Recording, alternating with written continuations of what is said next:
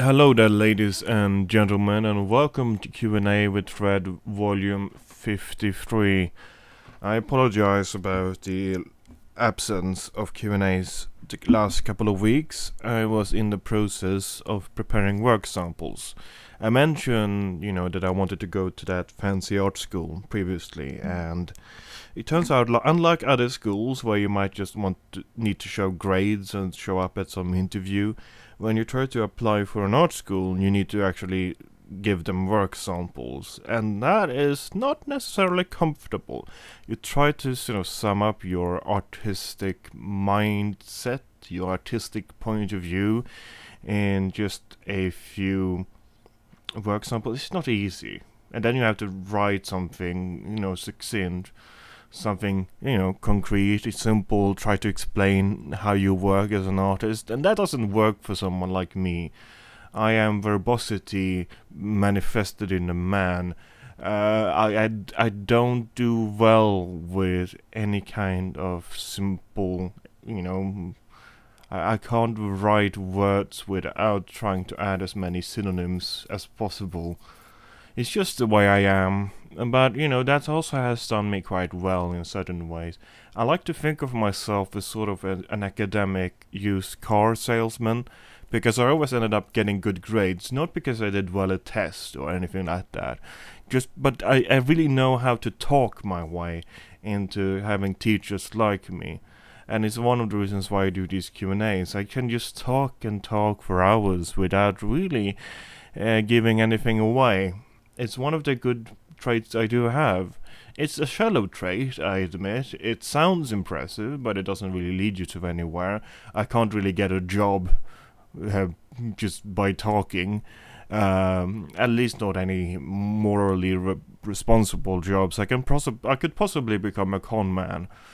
But I don't want to be a con artist. It's not as sexy as the films make it out to be. It's just disgusting and morally reprehensible. I'm just gonna pour myself a glass of port here. I like port a lot. I have a bottle of 6 grapes, Graham's Reserve Port. It's quite good. Can you smell it? It smells like grapes. It's a slightly more mature taste than most wines. It's slightly more thick. I like port a lot. I would probably like port more than sherry or Madeira or any kind of other sort of harder wines. I also prefer red wine over white wine, generally. Expensive white wine can certainly be okay. It's just the cheap stuff that I can't really get behind. I can drink cheap red wine without any issues.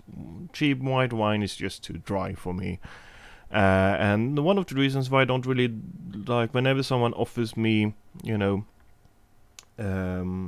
champagne, I tend to say no, because it's just too dry. I usually have one glass and then I offer the rest of the bottle to the other person, which the other person usually don't mind, because a lot of people like champagne. I don't really see why. It just to me tastes like cider without the fruit taste in it, and that possibly is.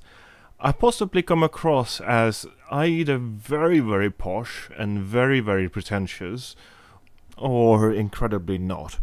I like to think of myself as pretentious, perhaps, but a sort of homebrew kind of pretentious. I'm not trying to ape others. I'm not trying to be sophisticated in terms of others' definition of what sophisticated means. I'm not trying to be upper class. I'm just trying to be true to myself, and I am something of a snob, but I'm not insincere in that. I'm not going to drink champagne just because it's nice. I'd rather have some liquor that I actually do like, personally. And that is difficult for many people to get behind. Most people don't like the taste of alcohol.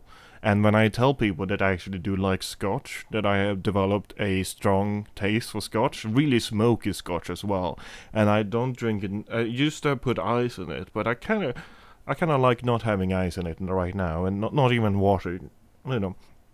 Just scotch on its own in a glass, really smoky stuff. I kind of began liking that, and a lot of people don't understand that. A lot of people don't like drinking what tastes like wood fires and old sea captains. It's basically what Scotch is, you know. I think that they have some sort of... They pretend that it comes from these places in Scotland. Really, it's just a factory somewhere where they're taking burned wood, pieces of rope, and the beards from old sea captains, and just pouring it all together in a pot and boiling it for a couple of eons, and then pouring it into these bottles and saying that this is fine Scotch.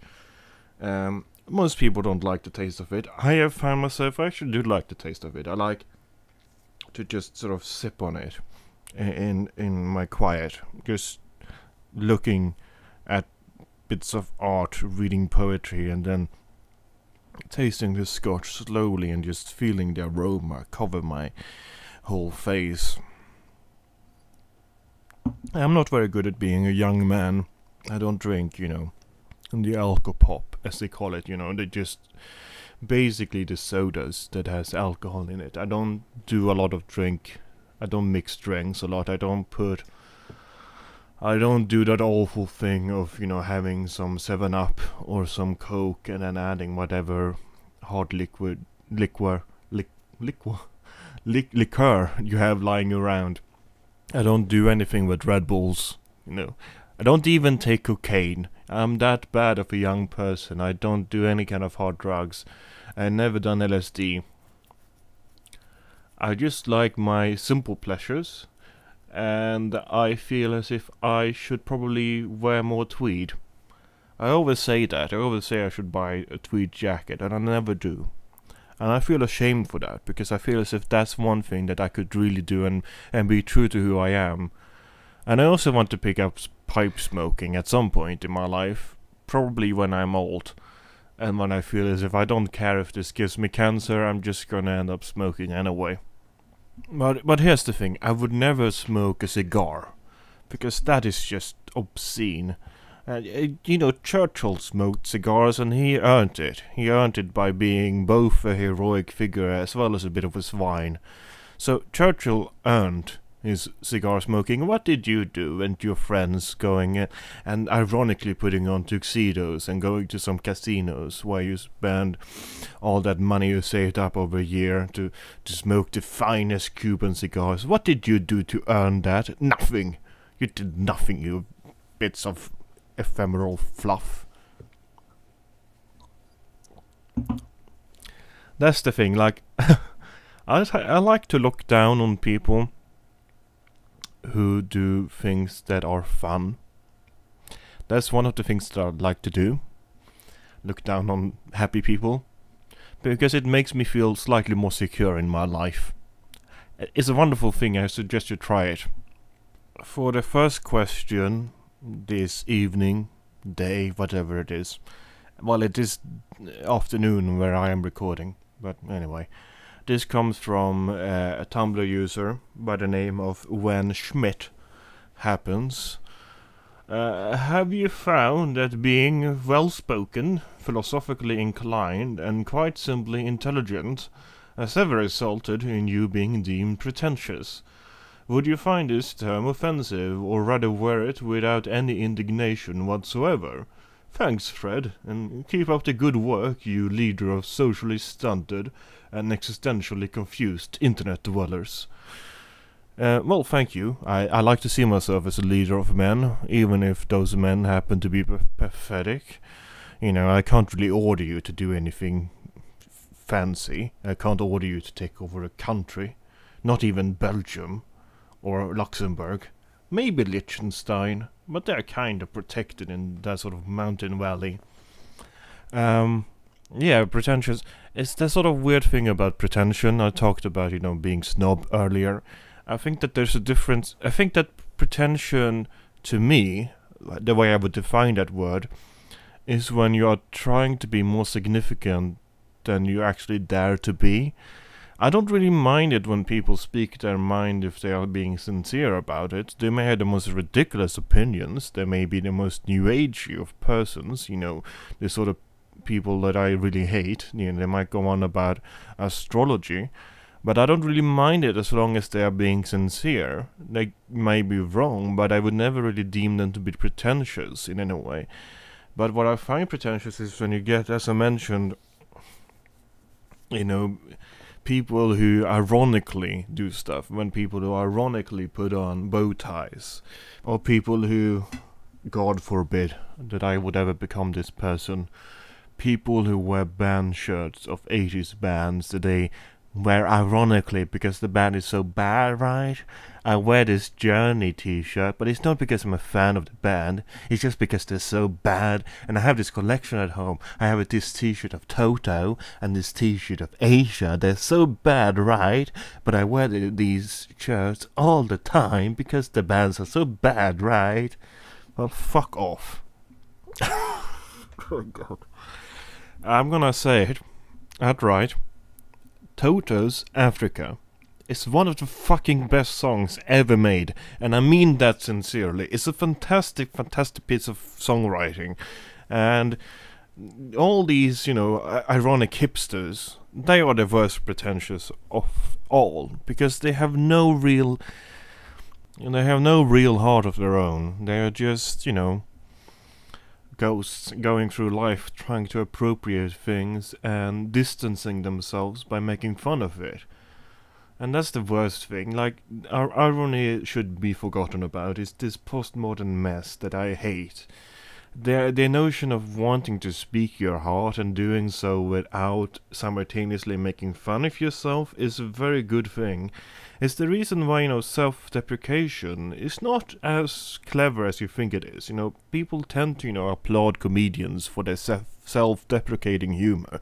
You all know that self-deprecation is just a self-defense mechanism.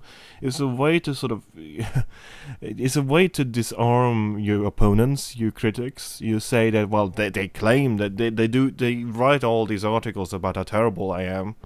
I mean, all these reviews. Let's say that I'm a public figure comedian, talk show host, and you get all these comments and so on, complaining about how terrible I am. And then you say, well, I'm not as hurt by their comments because I made all these jokes myself about how terrible I am, how terrible, how unfunny I am, how terrible of a dancer I am, how terribly unsexy I am. I made all those jokes already, so none of their comments hurt me. I am Superman. I can't be hurt by any one of you peasants. That's basically what self-deprecation comes from. It's just about building some sort of rhetoric armor around you. And it doesn't fool really anyone. When you're trying to be all ironic, you really are just trying to make yourself invulnerable. And it doesn't work in the end, because you just end up having nothing worth criticizing in the first place. I'd rather be sincere and pretentious than insincere and insignificant. And that's how I see it. And I don't think that anyone should feel ashamed for trying to indulge in their fantasies. I don't think that you should be ashamed for what music you like, for what spirits you like to drink, what persons you like to fuck, to go the extra mile. I don't think that you should be ashamed of anything like that, because it's better to own something than never having owned anything in the first place. That's how I see it. And as long as you are morally agreeable, who's just fucking object?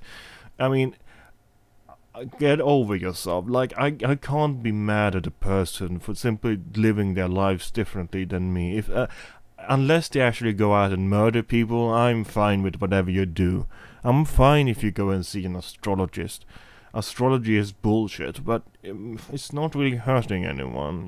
I may tell you, out of the sincerity of my heart, that you might be wasting your money, but ultimately it's just your life, and I can't be bothered. I've given up that sort of notions of everyone must live the way I live my life. It doesn't work in the end, and why would you want that? Why would you want everyone to be like you? I mean, odds are that you are bored by yourself. Most of us are bored by ourselves. If we look at ourselves in the mirror for long enough, most of us would go, well, I'm sick of that stupid face. I want to look at some other people for a moment. And even if you are, an internet dweller, an introverted, agoraphobic sort of person who spends most of their time in their apartment or their room, even if you are that person, odds are that you spend most of your time going on the internet, watching YouTube videos of people like me, trying to have some sort of social interaction, because you could listen to yourself speak into that mirror for half an hour, but in the end you probably would find yourself boring. Just as I find myself incredibly boring talking into this microphone. We require that interaction with other people, and we can't just live based on ourselves. We need to feed off others. I'm not sure where this is going. I'm just saying that difference is good, right? And sincerity and difference. If all people were sincerely themselves, then life would be so much more of a utopia. I think I'm going to cut it short here today. I'll be back to making the Q&As just as regularly as I can, because now I'm done with the work samples and there's just a lot of waiting. And if I don't get in, like I have nothing else planned for the year, so I might as well just surrender to the internet and sink deeper and deeper into this hole of my life, become a non-existent turtle. But something I wanted to address, it's a smaller thing, but I felt like it. I mentioned in the last Q&A that I mostly have boys listening to me. I'm not sure if that is true, and I have gotten some messages from girls saying they'd like to listen to me too, and I feel very impressed by that, because I feel as if I may actually be the hunk that I always thought I was. I may actually be a ladies' man, a chick magnet. I hope that all you girls listening to this is of an appropriate age, otherwise what I just said was very creepy. I don't actually know the demographics of these videos, because I can't really look it up. I can look up the demographics of my channel as a whole, but they tend to be skewed because of the YogPod stuff I drew, and that mostly appeals to young boys now, because the Yogscast is doing Minecraft, this kids game. I'm not sure if you heard about it. But I'm not sure about the demographics of these, because typically the YogPod fans aren't listening to this. Well, maybe the old school YogPod fans, but the cartoon fans aren't listening to. I don't know what to say. I just mean to say that I don't really know how many women and how many boys and how many men, how many transgendered individuals, how many unicorns are listening to this. I'm assuming perhaps it's somewhat close to 70 and 30. But it might also be 50-50. Maybe there are a lot of middle-aged MILFs listening to this, and in that case, welcome, ladies. I always, liked women with experience. Do you want to make me your toy boy? Yeah. I wouldn't be a very good toy boy. I would probably make a very good tomboy. If I were a girl, I probably would be a tomboy. Just odds. I mean, it depends, I often thought about it, because I am physically enough of a man that I don't really have an option to try and present myself as a woman. But if I suddenly woke up and had a more girly body, would I perhaps be more camp? Would I get sort of slightly more effeminate? I'm not sure how much of that is actually physical, because I wonder if you have, if I could make an experiment, if I could make any kind of wild experiment happen, I would have the same brain, a sort of a clone of the same brain, and I would put one of the brains into a very butch sort of figure, and the other brain into a more effeminate figure, and then see if that sort of reflects how they present themselves. Do you become more masculine or feminine depending on your physical appearance? That would be interesting. And I said I was going to cut this short, and now I've gone on rambling an extra mile. It's just the way things works. Let me drink the rest of this port. There's some left in the glass, so just wait. I need to take a break between each, each take of port, because you can't just power drink port wine. It doesn't taste very good. And okay, this is the last.